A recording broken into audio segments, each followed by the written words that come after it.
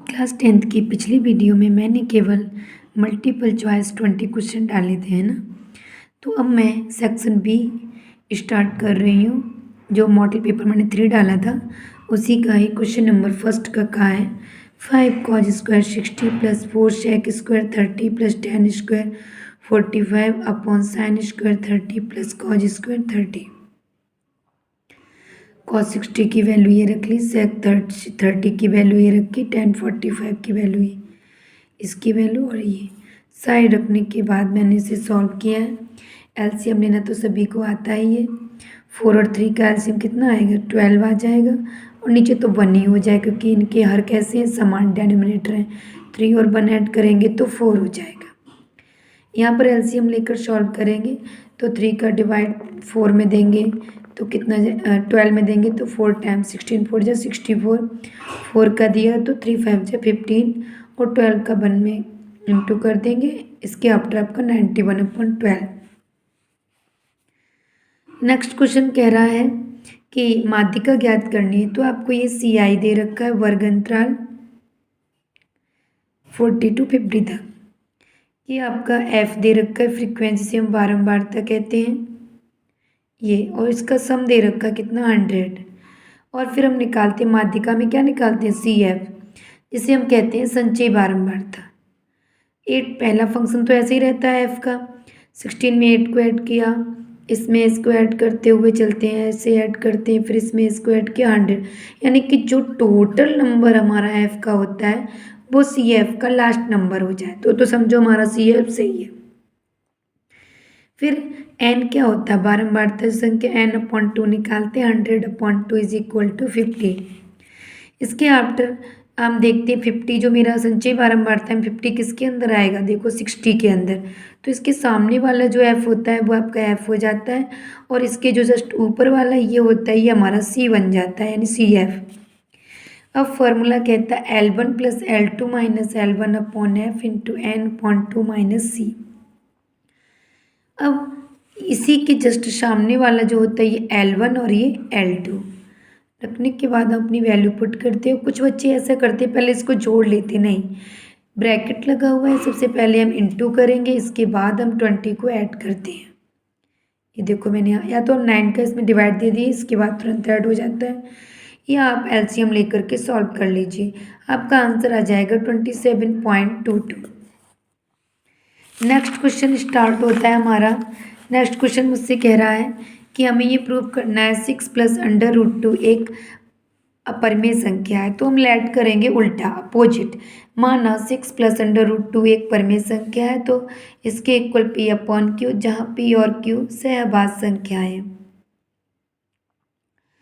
फिर हमने यहाँ पर लिखा 6 plus √2 is equal to P/Q, √2 is equal to P/Q minus 6। LCM लिया तो P माइनस 6Q/Q। ये क्या है, अपरिमेय है और ये क्या है, परिमेय है। वी नो दैट परिमेय और अपरिमेय संख्याएं आपस में बराबर नहीं होती हैं। सो 6 प्लस √2 एक अपरिमेय संख्या है। इतना ही आप लोग कर देना बस। नेक्स्ट क्वेश्चन मुझसे ये कह रहा है बिंदु R के निर्देशांक ज्ञात कीजिए जो बिंदुओं P -1, 3 और Q2, 5 को मिलाने वाली रेखा पर स्थित है, P जबकि PR इक्वल 3/5PQ। तो मैं आपको यहाँ पर एक कहानी बताती हूँ कि जो मेरा PR है वो उसने क्या कहा है, 3/5PQ, टोटल का 3/5 है। तो PQ जो मेरा है वो 2 पार्ट्स में डिवाइड है, PR और RQ।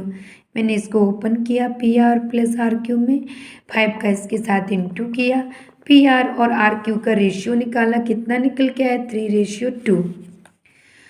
तो हमारे पास रेशियो हो चुका है, P और Q के कोऑर्डिनेट है, उसने R के कोऑर्डिनेट मुझसे पूछे हैं। फॉर्मूला कहता है m1x2 plus m2x1 upon m1 plus m2, m1/2 plus m2/1 upon m1 plus m2। जब हमें कुछ नहीं करते तो हम अंतः विभाजन वाला ही फॉर्मूला यूज करते हैं।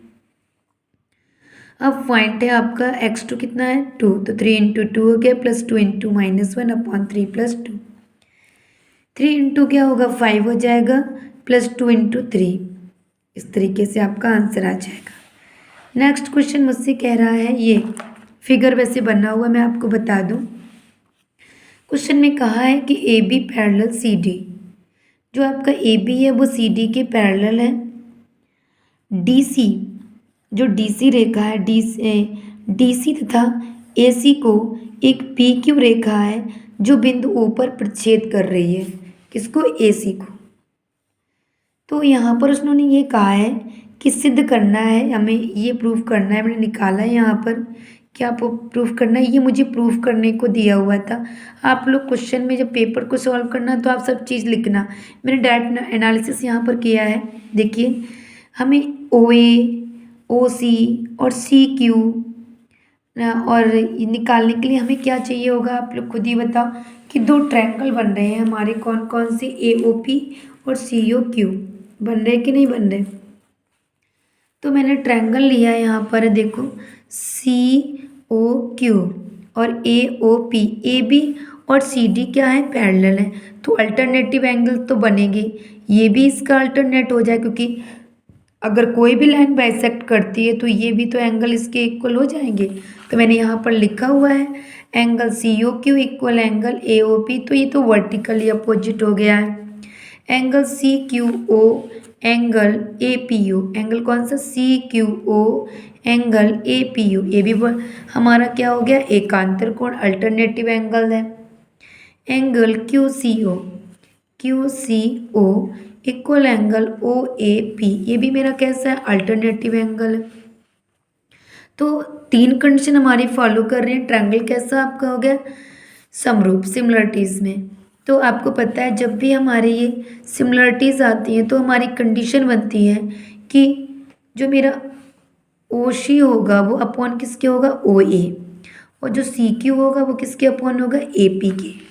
संगत भुजाओं का अनुपात बराबर होता है। तो इतना तो सब लोग आप कर ही सकते हो, ये प्रूफ करने को कहा था।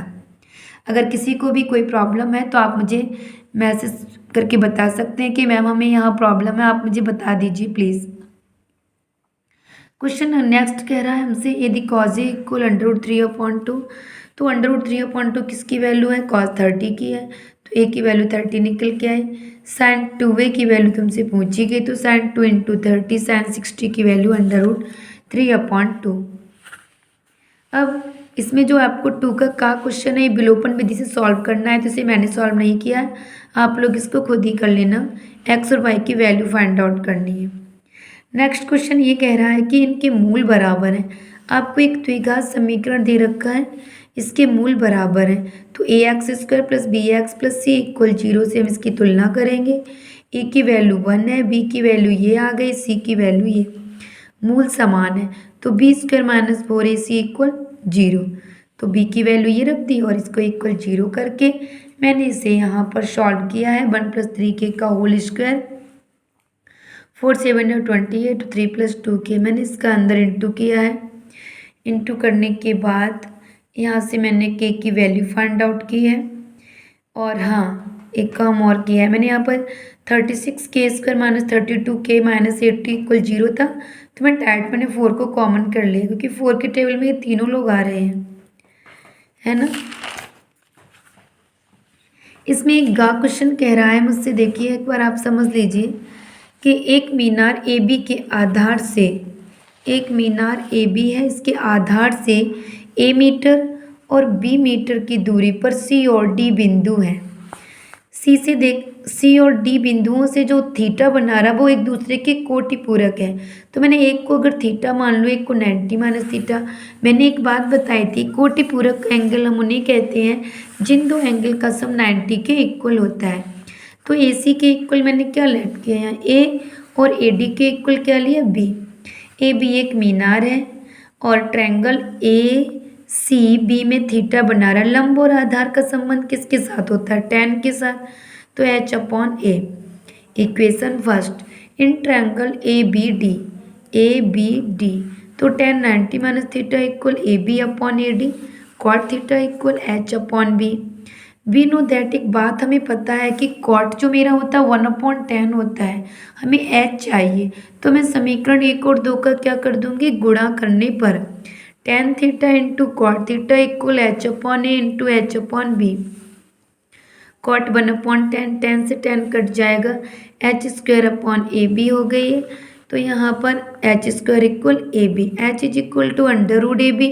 आपको ए और बी की इसने वैल्यू दे रखी है कि आप अगर आंसर कभी कभी यहीं तक ही तुमसे प्रूव करवाता है या वैल्यू दे रखी होती है ए और बी की, तो रख करके हमने यहाँ पर एच की वैल्यू 24 मीटर निकाल ली है। ठीक है, आपको हमारी वीडियो कैसी लगी तो प्लीज़ हमें कमेंट्स करके ज़रूर बताएं।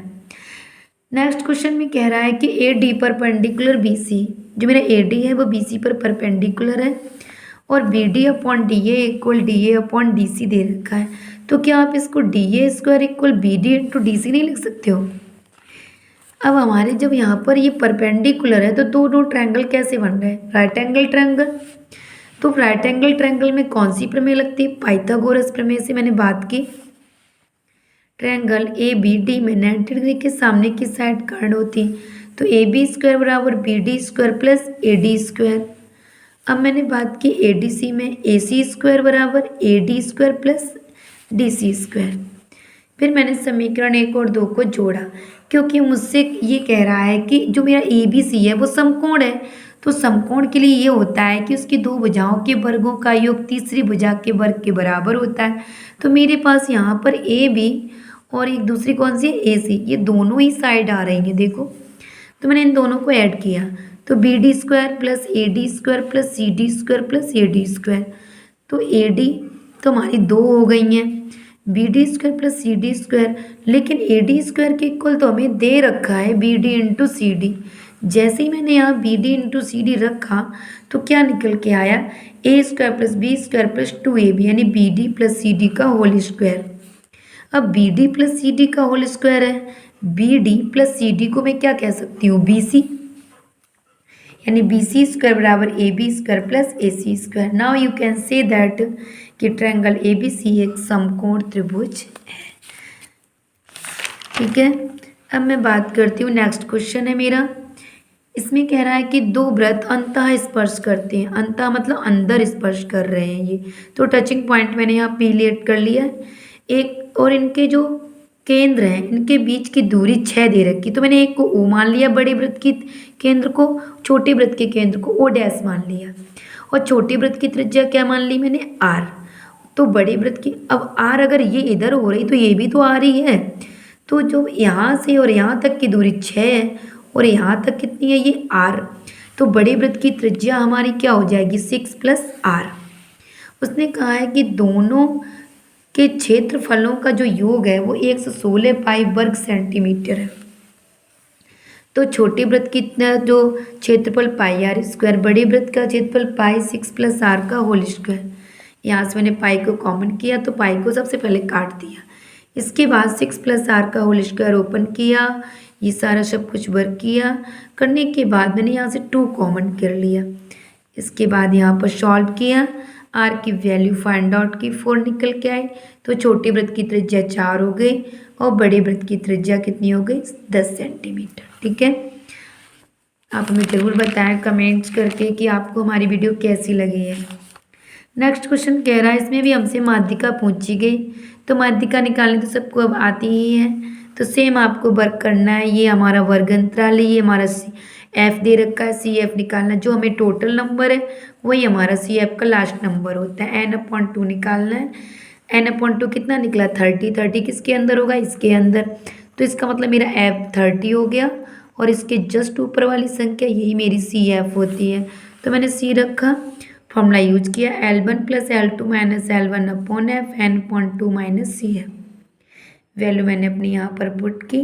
अब की बार देखो मैंने 3 का डिवाइड इसमें दे दिया डायरेक्ट, तो यही आंसर आ गया ना, यहाँ पर आप अपना आंसर कह सकते हो।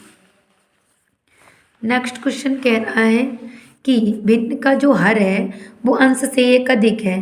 तो मैंने भिन्न का अंश क्या मान लिया? x, तो हर क्या हो गया? x plus 1।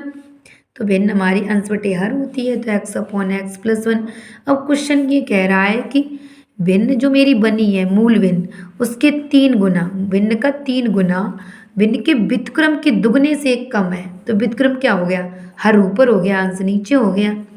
यहाँ पर एलसीएम लिया तो x आ जाएगा, किसके अपॉन 1 कर लेंगे। करने के बाद 2x में से x क्या x बचा, x प्लस 2, क्रॉस मल्टीप्लाई किया, करने के बाद सॉल्व करके देखा तो x की दो वैल्यूज़ निकलनी, एक तो हमारा प्लस का 2 निकलना और एक -2, तो इसे तो हम निगलेक्ट कर देंगे पहली बात तो। अब भिन्न हमारी क्या है, अंश बटे हर है। अंश बटे हर का मतलब क्या हुआ, x अपॉन x प्लस 1 है, तो x अपॉन x प्लस 1 के लिए 2/2 प्लस 1 2/3।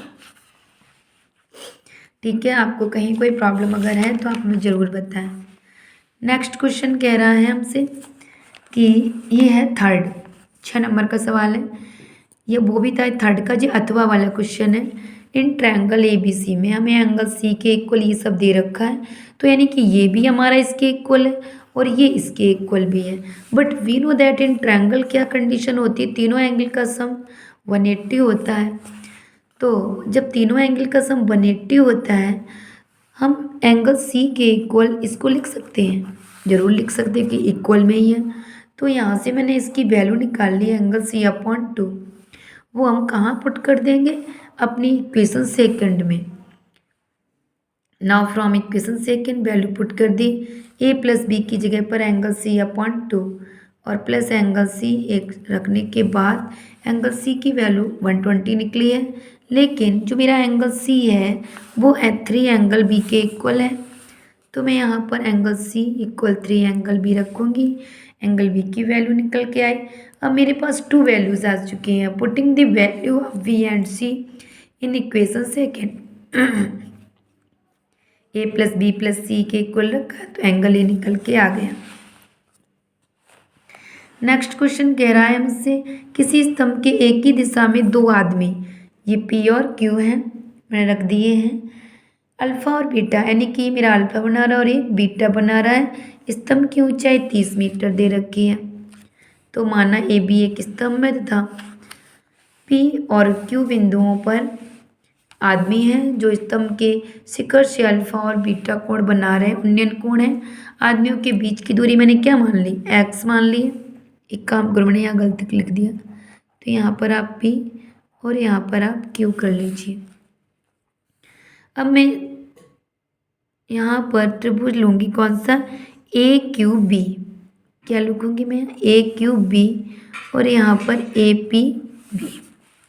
AQB में लिया तो tan beta equal AB upon AQ, ठीक है, तो ये 30/बाई हो जाएगा।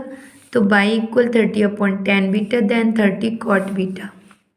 फिर इसके आफ्टर वो ट्रायंगल APB में, तो यहाँ पर AB अपॉन AP होगा।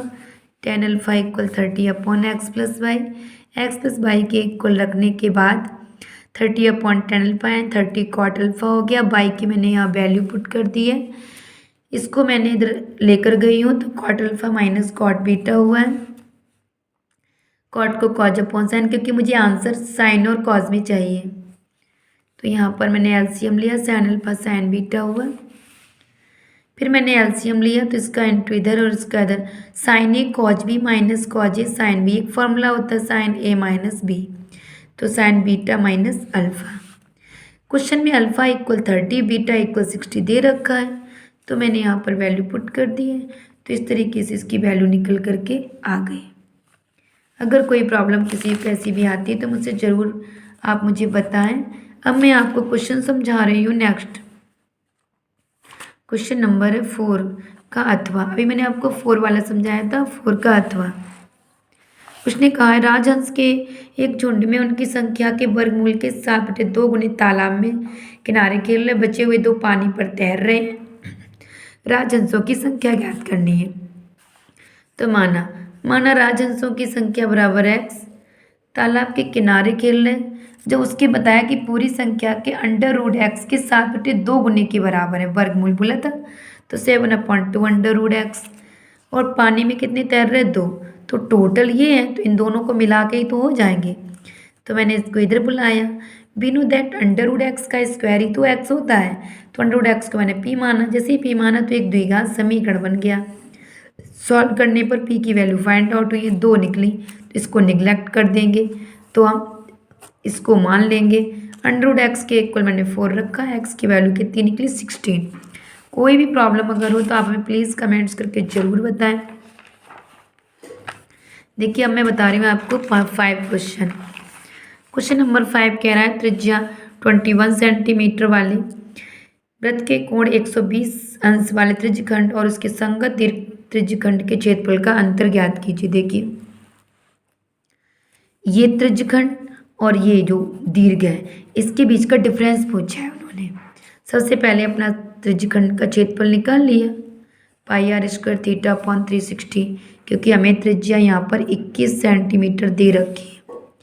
फिर इसके बाद दीर्घ त्रिज्यखंड का क्षेत्रफल निकालेंगे तो पूरे वृत्त के क्षेत्रफल में से इसको माइनस कर देंगे, लघु त्रिज्यखंड को माइनस करने पर ये निकल के आया।